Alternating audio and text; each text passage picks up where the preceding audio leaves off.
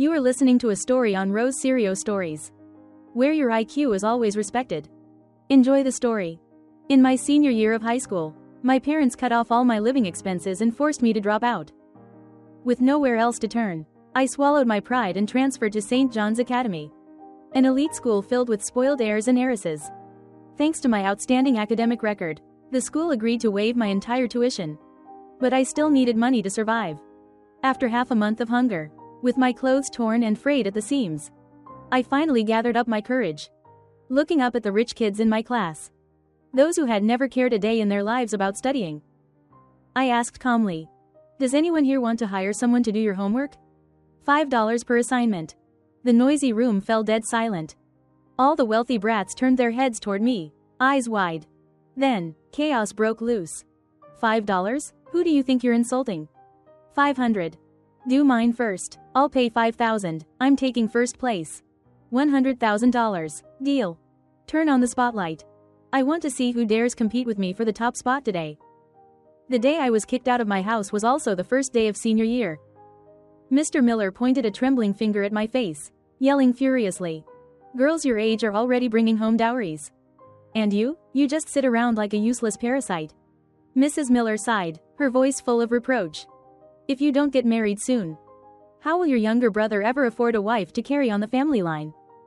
I clutched my certificates tightly, crying and trying to defend myself. But in the end, I could only run out of that house. Behind me, I still heard Mr. Miller shouting, "Let's see how long you last without a roof over your head. I bet you won't survive until college entrance exams." With my report card in hand, I went from one school to another, knocking on every door, only to hear the same cold answers. "Your grades are good, but who can guarantee you won't fall behind next year? We can only offer a tuition waiver." But that still wasn't enough. So I brought my last bit of hope to the gates of St. John's Academy, a school for the rich and idle, where no one cared about university exams. For them, studying abroad was a foregone conclusion. Inside the administration office, I stood nervously in my faded, worn-out blouse and spoke softly. The headmistress looked me over from head to toe, disdain in her eyes. "You're sure you want to study here? Aren't you afraid of being bullied?" I quickly shook my head. "As long as the school lets me attend for free and maybe gives me a small scholarship." "Really, just a small one, even $300 a month, or $100 would be enough. I'll do my best to bring honor to the school." After a long pause, she nodded. I received a $10 scholarship in advance, bowed in gratitude, and left. Behind me, I could still hear her chuckle mockingly. A $100 scholarship? Who wouldn't laugh at that? On my first day in class, the lively chatter stopped the moment I walked in. Every pair of eyes turned toward me. "What is she wearing? And it's torn too. Is that the latest LV collection, Battlefield Edition? Or maybe Chanel? Not bad, pretty edgy. The fabric's so durable, ripped but still holding up. Must be from some street market brand." "Hey, what's that supposed to mean? Are you saying I've worn street market clothes before? Say that again, and I'll tell my dad to pull his investment from your family's company." Within seconds, two young masters were wrestling on the floor. Expressionless, I walked past them and took my seat in the corner, right beside the trash can. The whispers behind me didn't matter. After all, compared to my parents' insults, this was nothing. All I needed was to keep studying, to make it to the college entrance exams. No one in class tried to bully me. During recess, a pretty girl named Chloe Davis even came up to me, curious. "You're Avery Miller, right? Why are you wearing torn clothes? Didn't you like this year's new high-end collections?" "I didn't buy new clothes because I can't afford them." "Can't afford them? What, your parents cut your allowance? You still have your trust fund, don't you?" "Trust fund? What's that?" Chloe rested her chin on her hand, staring at me. "Then how did you get to school? On foot?" "I woke up super early. Why didn't you just ask your driver to bring you?" "I don't have a driver. Or a car." "Then why not take your motorcycle?" "Don't have one either." "Ah, I get it. You probably prefer taking the helicopter. Huh? But it must have broken down this morning. That's why you had to walk." I quietly lifted my book to cover my head. Forget it, explaining was pointless. 2 weeks after transferring, I was practically invisible in class. Every day, I sat quietly in the corner, diligently working through practice problems. Gradually, the teachers began to see me differently. After all, I was the only one in class who actually took studying seriously. Not only did I pay close attention to lectures, but I also raised my hand often, sparing the teachers from awkward silences when the class was too quiet. But as time went on, I found it harder and harder to concentrate because I was hungry. So hungry I could have chewed on the desk. Even though the school covered my tuition completely, I still had to pay for my own housing. The headmistress flatly refused to let me stay in the dorms, saying my background was too humble and the rich students would protest if I lived there. So I had no choice but to rent a room off campus. The rent was outrageous. After hours of pleading, the landlord finally agreed to let me pay 6 months up front. From the $10 scholarship I'd received, only $500 remained. In New York City, where space is a luxury, that was just enough for a tiny attic in the remote outer boroughs. The leftover $500 barely covered utilities, and then I was broke. With my current grades, I wasn't good enough for Harvard or Yale, and I didn't dare ask the headmistress for more money. My family's struggles had already eaten into my study time, and no matter how hard I worked, my final exam results in junior year were only just enough to get into a Tier 2 university. I wasn't the female lead in a romance novel. The kind who juggles love affairs, barely studies, and still gets perfect scores to walk straight into Harvard or Yale. It had been more than 8 hours since I last ate. This morning, I'd picked a leftover piece of steak from the school trash can and half a tuna sandwich someone hadn't finished. It tasted fine, but there wasn't nearly enough. Biting my lip, I looked up at my classmates as the bell rang. They were chatting about whether to play golf today or head to the beach for a party. I took a deep breath, steeling myself, and timidly asked, "Excuse me, does anyone need help with their homework?" Just $5 per assignment. I'd never seen any of these rich kids do homework themselves. Every time a teacher assigned something, I was the only one who actually wrote it down, then went back to my cramped, stuffy attic, lit by a salvaged desk lamp, to finish everything properly. The moment I said those words, the noise in the classroom died out. Everyone turned to look at me like I was some strange new species. Then Chloe Davis's incredulous voice rang out. "Wait, you still do homework, class president?" Ever since the teachers started praising me nonstop, I'd been elected class president, along with being assigned all the cleaning duties. I mumbled softly, my voice barely audible. "Yeah, I'm fast and accurate, too. If anyone wants to hire me, I can help out. I don't charge much, just $5 per paper. Buy 5, get 1 free." Thinking they all came from business families, I quickly added, "The price is negotiable." Everyone stared at me in shock. Then, seconds later, the shouting began. $5? Who do you think we are? 500, do mine first. Let my dad see I actually care about studying. 500, don't make me laugh. I'll pay 5,000, I'm first. $100,000 US. I've got cash to burn, turn on the spotlight. I want to see who dares challenge me for number 1 today. The classroom exploded into chaos. The prices they yelled out grew increasingly absurd. As if I wasn't doing homework but writing George Washington's original manuscript. Panicking, I waved my hands. No, I'll only take $5. I can't charge more than that. If you want to hire me, just sign up in order. It's only physics and chemistry anyway, I'm fast. Business should be steady, slow and steady wins the race. I didn't want to raise the price and risk getting caught by their parents. I'd learned my lesson back in 10th grade, when I once charged $6 for a rush order. And my client's mom found out while checking her daughter's wallet. She showed up at my house the next day, yelling until my ears rang. The room was still buzzing. But Chloe Davis managed to grab the first slot. She happily transferred me $20. And my old, glitchy phone took forever to register the payment. When I finally saw my new balance, $20, my face lit up with pure joy. "Miss Chloe, don't worry, I'll make sure it's perfect tonight." That day, I earned $100, took 5 orders, and worked until 1 a.m. to finish them all. To maintain quality, I never took on too many at once. The next afternoon after class, I saw another $100 land in my account. I was about to sling my salvaged Chanel backpack over my shoulder and head home when the richest, sharp-tongued girl in class, Madison Carter, blocked my way. Admiring her diamond-studded nails, she tilted her chin toward her 2 sidekicks. Drag her into the bathroom.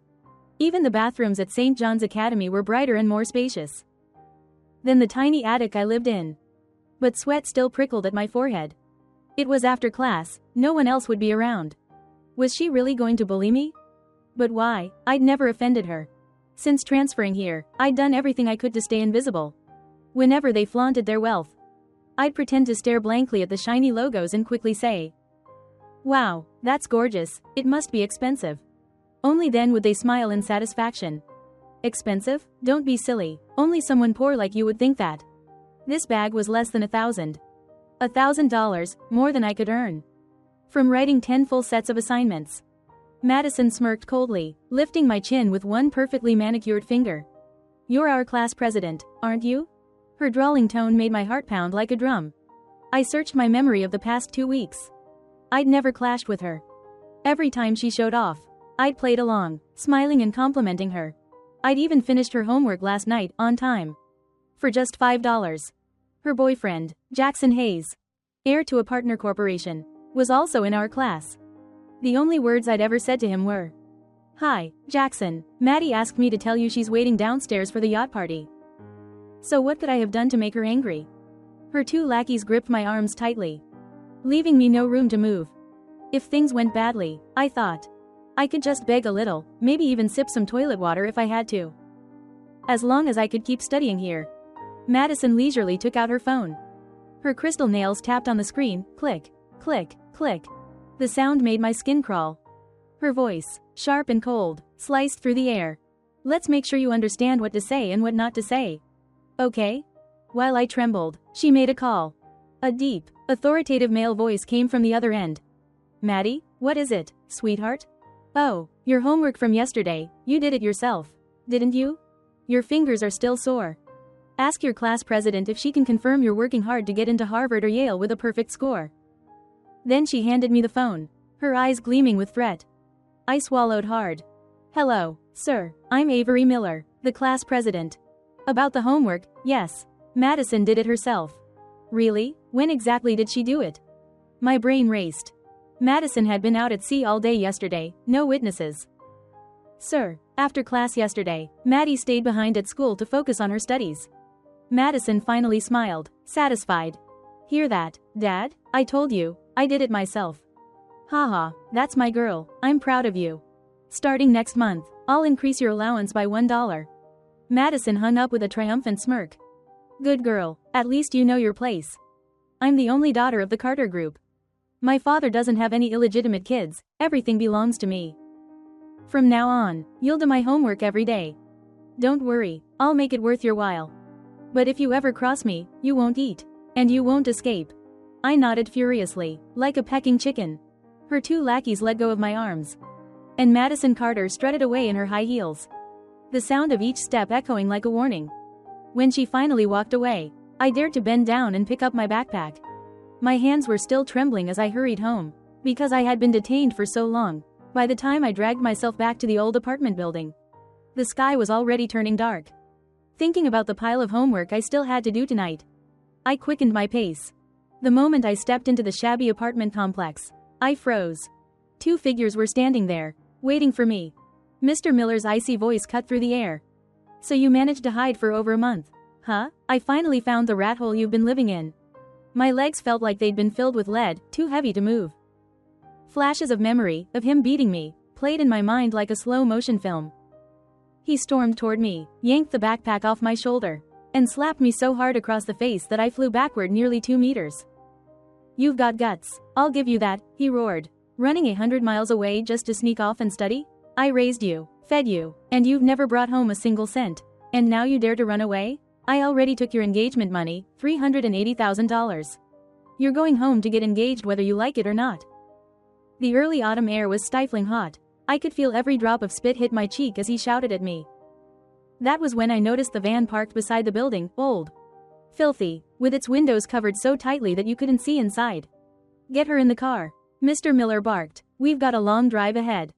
Several men jumped out of the van. I recognized them, they were my relatives. In truth, my family wasn't so poor that we couldn't survive. Mr. Miller just hated the idea of me continuing school. Ever since my younger brother, Tyler Miller, failed his entrance exams last year, Mr. Miller had emptied his savings to send him to a private school. That only made him more determined to drag me out of mine. There was no one here I could turn to for help. The only people I knew were my classmates. As the men came closer, I grabbed my phone, the one Madison Carter had tossed to me earlier that day. It was the latest model, She'd grown tired of it and said it was my reward for being obedient. It ran perfectly. I quickly opened our class group chat. Everyone was chatting cheerfully. Yacht parties are so boring. They're all the same every time. Check out my new figure collection, over $3,000. Baby. Heard Ms. Carter just got her allowance raised. How about we rent out the whole golf course tomorrow? Nah, let's go horseback riding. My horse must be missing me already. Among that flood of messages, I sent a voice note, my voice shaking with panic and tears. This is Avery Miller. My father's forcing me to quit school and go home for an arranged engagement. My phone has GPS, please. Someone help me. The old van sped down the highway. My heart pounded so hard I thought it might burst. I stared out the window at the guardrails flashing by. A wave of despair washed over me. I'd only known those rich kids for less than a month. Why would they help someone like me? But there was no one else I could call. If I quit school now, everything I'd worked for would be gone.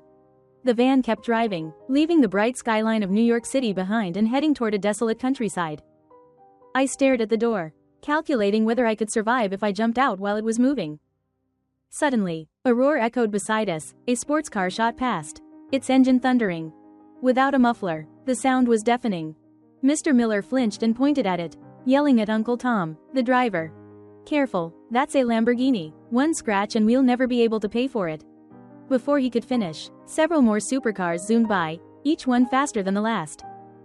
Mr. Miller cursed under his breath, cigarette trembling between his fingers. Why are these people so damn rich? Why can't I ever get that lucky? But right after passing the van, those cars slowed down and formed a line across the road, forcing us to pull into the nearest rest stop. A dozen more luxury cars followed behind, surrounding us completely. When the doors opened, I saw a series of familiar faces. Mr. Miller, realizing they were wealthy, tried to keep his composure but still snapped. What do you people want? From the passenger seat of the Lamborghini stepped Chloe Davis, her face cold as ice. The sweet, gentle girl from class now looked terrifyingly furious. Her voice trembled with rage. What do we want? If it weren't for you, Avery Miller would be writing my homework right now. My mom's been praising me all day. And you want to drag her away now? Mr. Miller's tone wavered, but he still tried to sound tough. She's my daughter. I'll take her wherever I want. Who do you think you are?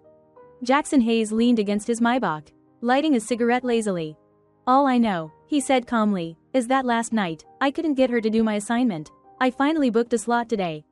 Even if the sky falls, no one's taking my class president away. Then he looked up at the darkening sky, eyes suddenly soft. My girlfriend's here. I looked up in shock. A helicopter descended from above, its blades slicing the air with a deafening roar. The wind whipped my hair and stung my eyes as it landed precisely on an open patch of ground. From it stepped Madison Carter, wearing 8-centimeter heels, flanked by 3 bodyguards. Her presence was overwhelming. She gave me a single cold glance before pulling me behind her. Then her gaze sharpened, like a knife, locking on Mr. Miller. Uncle Tom trembled beside him, tugging at his sleeve and whispering, Bob, you didn't tell me you'd pissed off this many rich people? If I'd known, you couldn't have dragged me here with a rope. Mr. Miller's voice cracked, but he still tried to sound defiant. I just want to take my daughter home. Who the hell do you think you are, bossing me around like this? Smack. A brutal slap cut him off. Madison's manicured nails raked across his face, leaving deep, bloody scratches. Madison Carter's voice was like ice, each word seething through gritted teeth. Who am I, I'm your damn ancestor, that's who. Damn it, it took me forever to find a poor country girl who actually wants to study so I could finally have someone to show off with, and you dare try to take her away? If she leaves, who am I supposed to show off to anymore? In our class, even in the whole school, everyone's filthy rich. They all secretly compete with each other over every little thing. When it comes to showing off, no one ever wants to lose. Everyone's obsessed with maintaining their pride. Not a single one of them will admit defeat. I'm the only exception. No matter what they flaunt, I always act impressed, showering them with praise for whatever luxury brand they're flashing. That satisfied their vanity to no end. Within days, whenever anyone in class bought something expensive, I was the first person they'd come to show it off to. A group of bodyguards rushed forward, beating Mr. Miller to a pulp. Madison Carter pulled me toward her, her eyes still glistening with tears as she spoke softly. If I'd known that rusty van of his drove that slowly, I would have just told my driver to chase after it instead of waiting for a damn flight permit. We lost an hour, and still we got here later than the others. Don't worry, we've got you now. All you need to do is focus on writing our homework. Leave the rest to us. I rubbed my eyes and nodded frantically. That night, I returned to my tiny attic room in New York City, writing 5 assignments in a row, every stroke of my pen neat and precise. The next morning, I arrived at school early. During the first class, the room buzzed with the usual noise and chatter. I gathered all my courage, stood before the class, and bowed deeply. Thank you, everyone, for giving me the chance to keep studying. The noise instantly died down. Many students exchanged glances. I stepped back to my seat, confused, but then people started throwing things into the trash can behind me.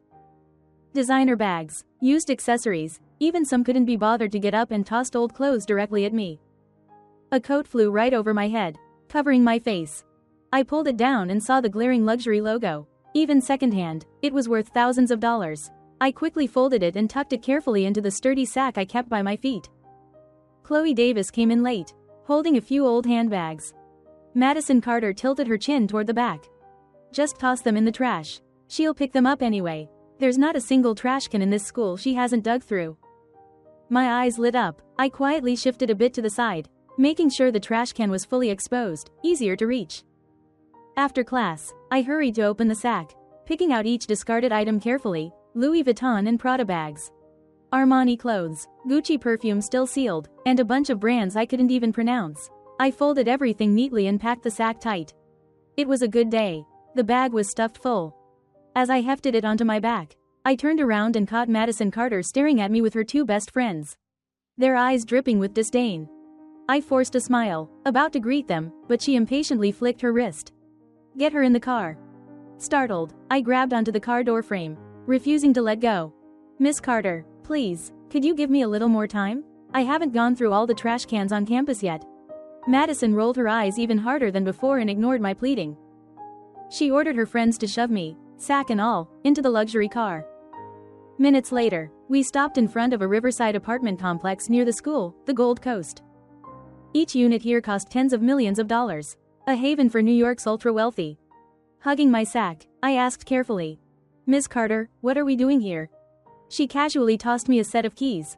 702, this is your new place. Move in tonight, you'll save time commuting and can write more assignments. My 2 friends didn't manage to book you for the past 2 nights, so you'll do their homework too. My old apartment was more than 20 miles away. Even though St. John's Academy didn't require rich kids to attend night study, I always stayed late scavenging trash before biking home, a 2-hour trip. After finishing everyone's homework, it was already 11 p.m. I couldn't afford mistakes. If I could live closer, I could take on at least 10 homework commissions a day. But as I stared at the luxurious apartment, I hesitated. This place is too expensive. I can't let you spend so much on me. Madison waved her hand dismissively. Don't worry, my family owns the whole building. And so I moved in. Not only did I take on 10 assignments a day, I also volunteered for every class errand. Every break, I was the official errand girl.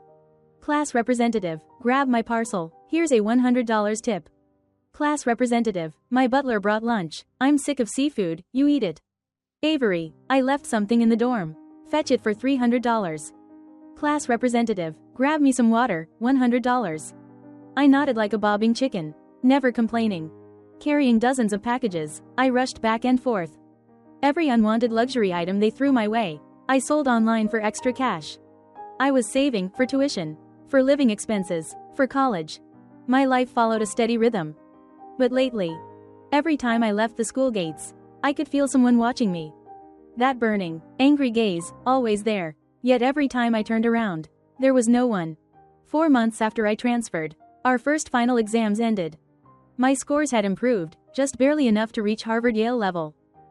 After class, I held my report card, smiling as I walked toward the gate. When suddenly, Mrs. Miller burst out of nowhere, grabbing my legs and wailing. So this is where you've been hiding, Avery Miller, no wonder you won't come home, you've been clinging to some rich man. Everyone, come look, my daughter's living in a mansion now, with her sugar daddy, she won't even go home anymore. I froze. The woman in the shabby, tattered coat was my mother. Her shrill voice drew stares from passing students. They whispered, eyes filled with curiosity and judgment. Seeing the attention, my mother clung tighter to my leg, screaming. This girl's been vain since she was little, spends money like water. My whole family's gone gray because of her. Now she thinks our money isn't enough. So she's playing mistress for some rich man. She hasn't come home in 4 months. Please, help me talk some sense into her. At the end, she started crying hysterically, tears, snot, everything. It was her usual trick, crying and making a scene. When she had reason, she'd argue viciously. When she didn't, she'd collapse and guilt everyone until they sided with her. But her darting eyes betrayed her, she was lying. And she knew it. Before I ran away, she'd screamed at me. Girls your age are already engaged or sending money home. Why do you get to be so spoiled? Living office and still wanting to go to college? You think college is just for you? She'd been trapped her whole life, bitter, resentful.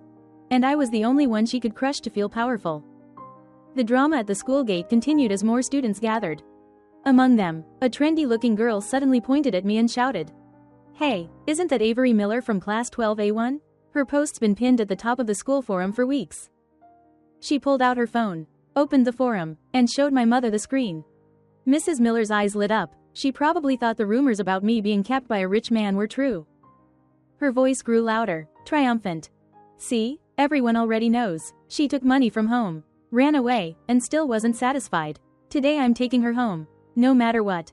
But before she could finish, she froze. On the giant screen of that phone played a video of me. In it, I wore torn clothes, a huge sack on my back, rummaging through school trash cans. I found some empty bottles, crushed them happily, and tossed them into my bag. Then, spotting half a sandwich and a leftover lunchbox, I picked them up, grinning like I'd struck gold. Ignoring the disgusted stares around me, I squatted by the bin and devoured the bread. When I finished, I neatly packed the container away and moved on to the next bin. The video, carefully edited, showed me digging through 17 trash cans, collecting over 30 bottles and 6 half-eaten meals. When my sack was full, I walked away humming, smiling contentedly, oblivious to the mocking looks around me. As long as I could keep studying, as long as I could reach college, none of that mattered. The video ended. Soft laughter rippled through the crowd. A mistress? Please, she's so poor she's scavenging trash. Her sugar daddy's probably a food delivery guy. My mother's face went pale, frozen in place. Before anyone could react further, Madison Carter appeared, striding through the crowd with her bodyguards. She frowned, glaring at my mother, her voice cold and sharp. "Another one?" Mrs. Miller jumped, stammering. "I came to take my daughter home. Who the he?" Smack. The slap landed hard, making her stumble. Just as expected, Madison's diamond-studded nails left long red scratches on her cheek. "Who the hell am I?" Madison sneered. "I'm your damn grandmother, that's who. The next tuition payment's due soon. If you dare take your daughter away, who's gonna sign my funding request? Huh? Get her out of my sight." The bodyguards rushed forward. No matter how much my mother screamed and struggled, they dragged her off and tossed her into a car. I just stood there, stunned, unable to react. Madison Carter looked down at me from above. I shrank my neck, instinctively clutching my burlap sack tighter, as if it could give me a sense of safety. She smirked mockingly, tilting my chin up with a perfectly manicured finger. "Class representative, the teacher said we have to pay next semester's tuition today. You know how much it is, right?" I nodded quickly. I know. The teacher said it's $20,000. That's insane, more expensive than my life. No wonder this is a Nobles Academy. Even a small tuition fee is sky high. Luckily, the school covers mine completely. And I've made quite a bit selling secondhand luxury goods too. My little treasury's actually doing great these days." Madison's smile froze, her face darkened instantly. Around us, a few classmates started to gather. They whispered among themselves for a while, then finally settled on a plan. Soon, one by one, they began calling their parents. "Dad, the living expenses really went up this term. Don't believe me? Ask the class rep, she's applying to Harvard Yale." "Mom, why don't you ever trust me?" "Fine, I'll ask the class representative to send you a voice note." "Sis, come on, be a dear and give me some extra pocket money. Tuition's through the roof this time." Madison raised her hand slightly, flashing me a quick gesture, a number. Dozens of phones were suddenly shoved in front of my face, still connected on speaker. I swallowed hard. Hello, everyone, the tuition fee this semester is. I looked up at Madison again to confirm. Then, taking a deep breath, I blurted, $200,000. Just like that, the so-called small tuition fee of our class alone could rival a tiny country's GDP. The flaunting contest had officially entered a new level of madness. Meanwhile, I quietly trudged through the exhausting rhythm of senior year, 3 mock exams behind me. Every step forward as slow as a snail. But my grades steadily climbed. By the third exam, my base score had reached 705. Classmates who once hired me less often now watch me study with genuine admiration. Still our class representative, third mock exam and already a 705. Harvard-Yale is practically guaranteed. Everyone, give our Harvard-Yale sapling some peace and quiet. Don't distract her. Their lighthearted teasing filled the air. And for once, it made me want to study even harder. During this period, my parents stopped showing up. Maybe because the school had tightened security, anyone suspicious was turned away immediately. Or maybe because Ms. Carter had simply sent her people to literally break down our door once and for all, leaving my parents too frightened to ever cause trouble again. Even our relatives began avoiding my family like the plague, afraid of getting dragged into whatever disaster might follow. That peaceful silence lasted until the day I walked out of the college entrance exam hall. The last test ended. The weight that had crushed me for years finally lifted. I looked up at the vast summer sky, clear and endless, like the freedom I was finally about to touch. By late June, when results were released, my score was hidden by the system. That morning, at the school ceremony, I stood on the stage while the soon-to-depart rich heirs of our class buzzed excitedly below. Our class rep's amazing. She used to barely hit the 985 cutoff. And now she's aced the national exam. Told you, Harvard-Yale was never out of reach for her. Other classes even hired elite tutors. And still couldn't match her. I'm flying to the UK in 2 months. Who knows when we'll meet again? Lucky you, I'm stuck going to Germany, 3 years of hell. Still, the class rep's the luckiest, she gets to stay here. For the first time, I felt the glow of admiration directed at me. But honestly, I still preferred the way they looked when bragging, radiant, confident, full of life. Amid the crowd, Ms. Carter arched a brow and mouthed. Not bad, you did well, you've earned your place in the Carter group. Once you graduate, come claim your position. Tears blurred my vision. Holding the microphone, I bowed deeply toward everyone. Thank you, Class 12A1, thank you for helping me get here today. Applause thundered through the hall, until a lone voice pierced through it. Avery Miller is my sister. The Harvard-Yale scholarship she got should have been mine. Everyone turned. Pushing through the crowd was Tyler Miller, panting heavily, his overweight frame wobbling with every step. Clearly he'd snuck past the guards. My parents didn't come, only he did. He squinted his beady little eyes, greedily scanning my classmates and their designer clothes before finally turning his gaze back to me on stage. Avery Miller, if you got into Harvard-Yale, that means you've got at least a $50,000 scholarship. I'm the rightful heir of the Miller family, that money's mine. Since you refused the arranged engagement and the dowry that came with it, you owe me the scholarship. Ever since my mother's humiliating scene at the school gate months ago, I'd never seen them again. Every day I moved only between school and my riverside apartment at the Gold Coast. Nowhere else. A few times before, I'd seen my parents dragging Tyler to the gate of the complex, shouting and demanding to be let in.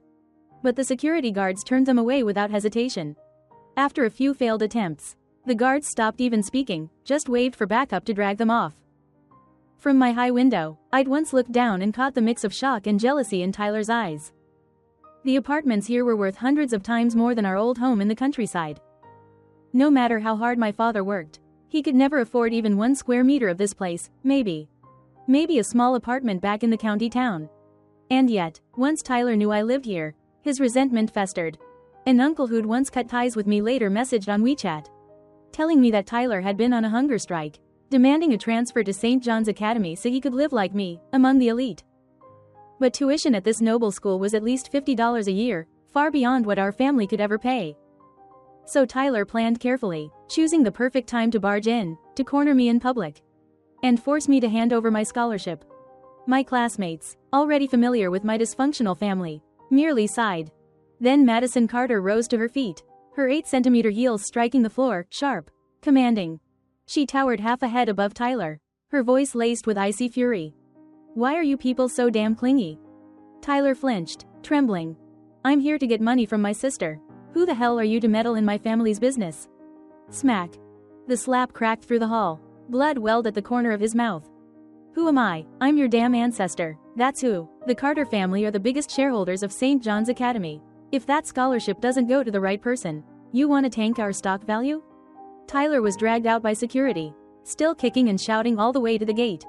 Why shouldn't I get the money? Mom and Dad said everything in the Miller family will be mine anyway. I took a small booklet from my pocket, my household registration record. Now only 1 page long. Smiling softly, I said. Tyler Miller, I'm an adult now, my registration's been separated. From this day forward, I'm no longer part of the Miller family.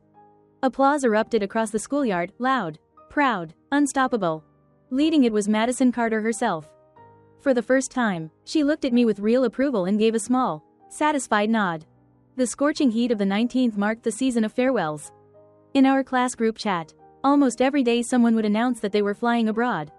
Everyone was reluctant to part, and even our usual hobby of showing off was temporarily forgotten. I quietly packed my own luggage, took my small savings, and set off for Boston to begin university life. The class group hadn't been disbanded yet. 2 months after I entered college, Jackson Hayes sent a video clip to the group and tagged me directly. Class monitor, your little brother just transferred to St. John's Academy. The group, which had been silent for a while, instantly exploded. I remembered, just before my university entrance, Mr. Miller had called me using Uncle Tom's phone. His voice was unusually low, pretending to sound kind. Avery, you and Tyler are siblings. Now that your brother has transferred to St. John's Academy, shouldn't you, as his sister, give him a little money? I gave a cold laugh. When I went to school, they didn't charge any tuition, so why does he have to pay now? Mr. Miller stammered. Tyler is a boy, it's normal for him to mature slower, he'll understand when he's older. He's been in school since he was 6, and now he's 17, what are you waiting for? Enlightenment in his coffin. When he realized I wasn't going to give them any money, his voice rose in anger. Don't think you're so great just because you got into Harvard Yale. Tyler's a boy, he'll definitely do better than you. Once he makes a few rich friends, he'll live a much better life than you ever will. In the end, my parents gritted their teeth and sold the house, barely scraping together tens of thousands of dollars to send him to that elite school. In their minds, sending their son into high society was an investment, he'd make powerful friends. And one day, that investment would surely pay off. Unable to resist, I opened the video. Tyler Miller was sitting smugly in the back row, his face full of arrogance. He was wearing a pile of fake designer clothes, the result of my parents' desperate sale of their home, and they looked horribly ill-fitted on him. One of the classmates cast a disdainful glance his way and said haughtily, Tyler Miller's wearing such obvious knockoffs and still dares to strut around like that? Isn't he embarrassed to represent our class? When I had first transferred to that same school, I didn't even have knockoffs. I wore clothes from street markets and was often laughed at for dressing like a beggar. All I could do was smile awkwardly and say that it was the nicest outfit I owned, then quickly compliment how beautiful everyone else's clothes were. It was precisely that sincere admiration that eventually softened their attitude toward me. But Tyler wasn't like me. He thought everyone in the class looked down on him. So he bristled like a cornered animal and shouted back arrogantly. Fake? What fake? This is authentic. So what if you're rich? Just wait, when I'm rich, I'll crush you all under my feet. His response earned him a group beating. They dragged him into the bathroom and shoved his head into the sink. Tyler struggled violently, choking on water while cursing nonstop. At a school filled with heirs and heiresses, teachers never bothered with bullying. And since Tyler had literally bought his way in, unable to even pass the entrance exam for an average university, the teachers had long lost patience with him. Within a single month of enrollment, Tyler Miller was bullied every day. The rich boys in his class treated it like a new form of entertainment. They had the money, time, and power to torment others as they pleased. Unwilling to back down, Tyler approached the prettiest girl in class and proudly declared, "Let's get engaged. If you give me money to start a business, I'll remember your kindness when I'm successful. I'll never kick you out of the house." The girl was so stunned she could barely speak. The next day, Tyler was beaten half to death outside the school gate. My parents lost their jobs because of the scandal. Their rented room was repossessed. And they begged around before finding another tiny apartment far from the school. One dingy bedroom for 3 people to squeeze into. Tyler's studies went downhill fast. One day, a teacher coldly announced in class that the chemistry lab fee would be $30. That was the last straw. My parents could no longer bear the cost. As the only student who couldn't pay, Tyler was expelled. Before the guards dragged him out, he was still shouting, "My sister studied here, why can't I?" No one bothered to answer him. I closed the video on my phone. Uncle Tom later told me that after dropping out, Tyler and my parents still lived together in that tiny apartment. He spent all day lying in bed, when he wasn't dreaming about becoming a billionaire overnight. He was cursing my parents for not giving birth to him into a rich family. In the class group chat, messages began flooding in. My cousin's in the same class as Tyler Miller. On his very first day, he stood at the podium and declared, I may be poor, but I'm different from you. From now on, whoever gives me money, I'll consider my friend." No wonder everyone bullied him. He mocked everyone, looked down on others, and now he's the one being despised. I even heard he tried borrowing money from classmates, but no one would lend him a dime. There's already a pinned thread about Tyler Miller on the student forum, full of videos of him getting beaten up. Our class monitor is still the best. Every time we showed off our stuff, the way she admired it made me want to buy her the same thing. Yeah, we're all scattered across the world now. How about we promise to meet up in 4 years in New York City? We can share our connections and strengthen our friendship. Everyone agreed enthusiastically. Chloe Davis especially tagged me. Class monitor, you have to come, okay? I, Avery Miller, quickly replied. Deal. 4 years later, we meet in New York. No excuses, no backing out. Extra story 1. The winter wind was slightly chilly. I put on my coat neatly and drove back to New York City. I was no longer the naive girl I once was, but a grown, composed woman. Half a year after graduation, my class finally set a date for a reunion. I drove hundreds of kilometers and eventually arrived at the hotel right on time. Just as I locked my car, a startled voice called from behind. Avery, Avery. That voice was so familiar, it had accompanied me for more than 10 years of my life. I frowned and turned around, only to see my parents standing a short distance away, staring at me in astonishment. Ever since I changed my phone number, they hadn't been able to contact me. My household registration had long been separated, we were living our own lives now. If they hadn't gone out of their way to find me, perhaps we would never have met again in this lifetime. After 4.5 years, my parents had aged considerably. The cold New York City air bit into the skin, yet they only wore a few thin layers, hardly enough to keep warm, their hands clutching a pile of leaflets they were trying to hand out to passers-by. Mr. Miller looked at me, his eyes lighting up as he took in my clothes and glanced at the car parked nearby. His voice was full of excitement. Avery, Avery, you're doing so well now? That's wonderful, your mother and I finally have hope again. I looked at him and gave a faint smile, devoid of any warmth. Dad, if you want financial support, you'll have to wait until you're 60. You're still 10 years short. His expression immediately changed, his lips trembled, but no words came out. Mrs. Miller quickly forced a flattering smile. Avery, sweetheart, we're your parents no matter what. How could a daughter just turn her back on her mom and dad? I slipped my car key into my pocket and replied coolly. I'm not turning my back. Didn't I already say it? When you're 60, come find me. By law, I'll send a few $100s every month. Then my tone shifted. But your precious son, Tyler Miller, will probably give you more than I ever would, right? The moment I finished, a round figure, now even heavier than 4 years ago, appeared. He grabbed Mr. Miller by the collar and shouted. Give me the money from handing out flyers. I want to go to Netflix. If it weren't for you forcing me to transfer schools back then, I'd have been accepted into a top university by now, ready to join a big company. You ruined my life, so you have to take care of me forever. Extra story 2. Tyler Miller shouted with full force. When he happened to turn his head, he caught sight of me. He squinted his tiny eyes for a long moment before recognizing who I was. Greed immediately spread across his face. Sis, you're rich now, aren't you? I took a step back, putting some distance between us. Sis, back then when you got into St. John's Academy, you must have met plenty of rich young men, right? Can you introduce one to me so I can get a girlfriend? I let out a cold laugh, not bothering to say another word, and turned away toward the hotel entrance. Tyler Miller and my parents tried to follow, but the security guards stopped them at the door. Behind me, I could still hear his excited voice ringing out. Mom, Dad, my sister's rich now. When she comes out later, let's ask her for some money to buy a house. We won't have to cram into that tiny one-bedroom apartment anymore. Who knows, maybe I'll even marry a rich girl someday. I couldn't help but scoff. Following the room number sent in the group chat, I pushed the door open. Almost everyone from my old class had already arrived. After years apart, everyone looked more mature. When they saw me, cheerful greetings filled the room.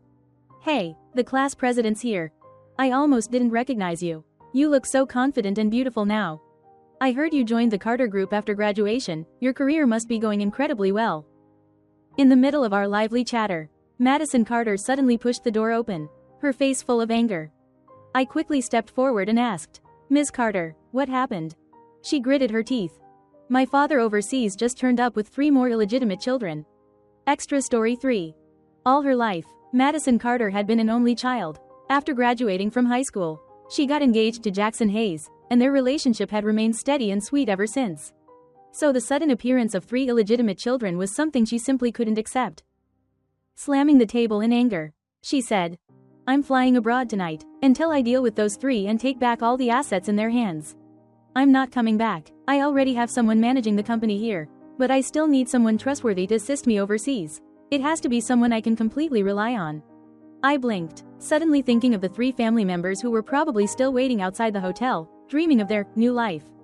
Probably discussing what kind of house or car they'd buy with my money. And how they'd show off to the relatives. Tilting my head, I leaned close to Madison Carter's ear and whispered, "Miss Carter, what do you think about me?" Her eyes lit up, though her brows furrowed slightly. "You realize this trip abroad could take years, right? Are you sure you can handle that?" I smiled. "Have you forgotten where I came from? I was born tough, built to handle the rough stuff for you. Besides, my college tuition was basically paid for by the branded bags and cars you tossed my way. Now that I have a chance to repay you, I'm definitely taking it." Only then did Madison Carter relax. She turned and hugged me tightly. "Class president, I knew you were the best one in our class." When the reunion ended, I tossed my car keys to the valet and told him to drive straight to the Carter family's mansion in New York City. Meanwhile, Madison Carter and I headed down to the garage.